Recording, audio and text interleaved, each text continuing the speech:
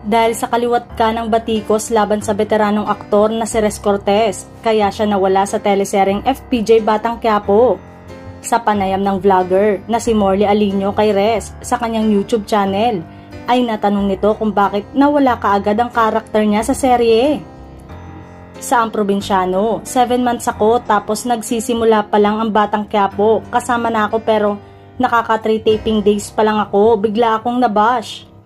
Kasi nga, ayaw ng mga kapatid natin yung role ko noon na si Abdul dahil yung ginagawa ko doon sa show. Nakabawi naman kami at kinuna namin yung eksena na kung bakit ganun si Abdul dahil nga may utang na loob siya kay Tanggol. Nakabawi kami doon sa show, doon sa hindi nila nagusto ang eksena, kwento ni Res. Ang sabi raw ni Coco sa kanya, "Tito Res, gagawin na lang kitang mabait." Ang ibig sabihin pala, magpahinga na muna ako. Yun ang mahirap doon, nawalan ako ng trabaho pero okay naman. Sabi naman ni Coco, babalik naman ako pero aayusin na niya yung role para hindi naman ma-offend yung mga kapatid. Anya pa.